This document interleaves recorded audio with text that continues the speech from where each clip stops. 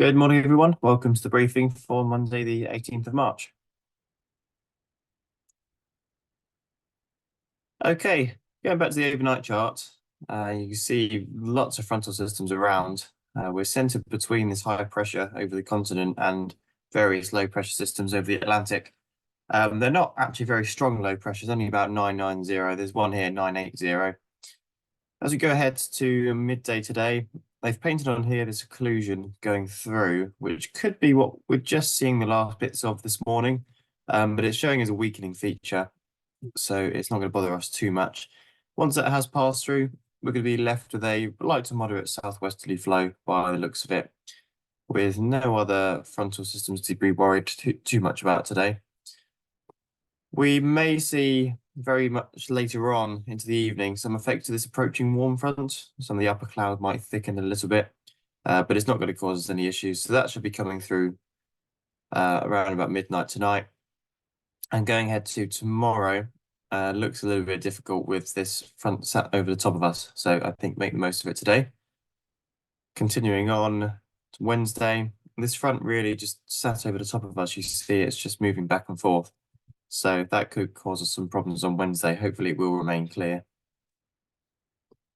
Winds today from the southwest, 15 to 20 knots at flying height. So moderate wind. And that puts us on 2-3. SAPIC then, you can see actually the cloud has thickened over the last hour or so. You look at 8 a.m. and just move forwards to 9. You just see it's thickened in our area. Not sure exactly why that is. Perhaps the sun's just got to the ground and it's lifted into this sort of low cloud and fog. But otherwise, out to the west, there are some areas that are clearer. And I think we just needed to warm up a little bit and this stuff should burn off. Rainfall radar not really showing anything. And likewise, the rainfall forecast, I wouldn't expect to be showing too much for the rest of the day. Perhaps the odd shower coming through this morning, it's showing. And going into the afternoon, nothing significant. It is showing some development around, but this is all very light. So perhaps we'll just see a little bit of drizzle here and there. Public forecast then showing a cloudy start, lifting to sunny intervals in the afternoon with a top temperature of 13 degrees and steady breeze from the southwest. Humidity currently very high, up at 94%, but reducing down to something a bit more sensible in the next hour or so. But it is sitting relatively high for the whole morning. It's still 90% at 12, it's showing. But then drying out a bit more going into the afternoon. So I think the afternoon should be a bit better. This morning, we should get something out of. The GFS is showing at midday temperatures anywhere between 11 and 13 degrees. And we move across to 3 o'clock. More like 12 or 13 degrees. It just warm up a tiny bit more in the afternoon. Dew points at midday about 9. Then at 3 o'clock, much the same, maybe slightly lower. There's a few 7 and 8 around. Current view outside, where it was 10 minutes ago at least.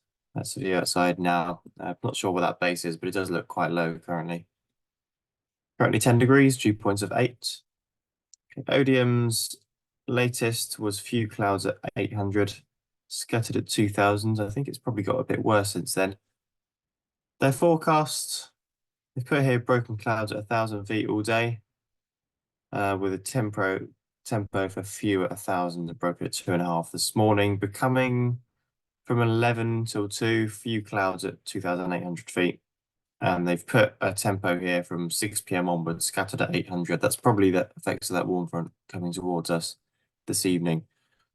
Farnborough, similar observation at the moment. So their forecast for the day, again, few at 1,000, scattered at 2.5. And they put a prob 40 here for this morning up to 12 o'clock for broken clouds at 700. And then they've also put a prop 30 here from 12 till 2 for broken clouds at 900. So they're not actually that optimistic. Okay, top meteo then. This is 10 a.m. You can see quite a lot of low cloud in our area. Going forward, looks like the clearance should be here by midday. Chance of some drizzle around, and then going into the afternoon, it's looking okay. The very small chance of drizzle. This is actually a very similar picture to what the projections showed yesterday, and we had a very good afternoon out of it. Looks like there will be plenty of clouds still in the afternoon, Probably won't be any good for high aerotos, but should be fine for flying, at the very least from midday by the looks of it. Okay, no time wise, there's nothing to worry about.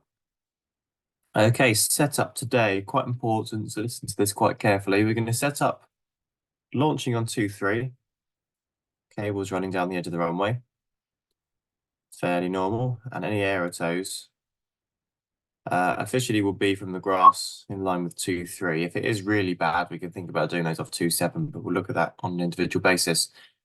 The grass was very wet yesterday, and I can't believe that's changed that much overnight. So at least to begin with, we're going to start off with left-hand circuits onto the runway, onto 2-7. Please do not do a left-hand circuit onto 2-3, because if someone's doing one onto 2-7, you could cause a confliction there. So left-hand circuits in the direction of 2-7. Any right-hand circuits must then be in the direction of 2-3. So if you want to land into wind on 2-3, that needs to be a right-hand circuit. Please don't do a right-hand circuit onto 2-7. So right-hand circuits onto 2-3, left-hand onto 2-7. That's a fairly standard setup that we use. If you are landing on 2-7, aim to land relatively early. You can keep rolling up a little bit close to the launch point, but please stop well before it so that you're not getting in the way of launching. Okay, we've got 4 K21s now, everything apart from 431. 2 K13s, Charlie ran out of his annual yesterday, and that'll be going into the workshop this week. So we've got Sierra and Hotel left, 1 Baby Grob, SH6, and all 3 discuses. Hopefully you've all read the ground handling guidance by now. If not, this morning is your perfect opportunity. Something else that I'm just trialing is putting the ground radios in the buggies, just for a bit of situational awareness for the buggy drivers, and also so we can give them a call if we need to. So to begin with, we'll just be leaving them in the glove box. Longer term, I'd like to get mounts or something for them. Please only use when essential. So remember, we'll be launching gliders on the winch from that frequency. So we don't want extra stuff on that frequency as much as we can avoid it. And when you're driving, listen for your buggy number or the registration of the glide that you're towing. If we need to get into contact with you, that's how we will. Just something I'm trying out. It's been working well so far. Okay, possible King Air today. I haven't actually received the flight plans, but it was scheduled a couple of days ago, so it might be a departure and an arrival. Either way, it doesn't affect us too much on the cross runways. And please don't use the wheel brakes on the grass. If you're landing on the runway, that's okay, but no wheel brakes on the grass. There's some quite big ruts out there where people have. Okay, we'll see what we can get out of the day. As soon as it starts to clear, we'll go and get the toys out. I'll see you out there. Bye for now.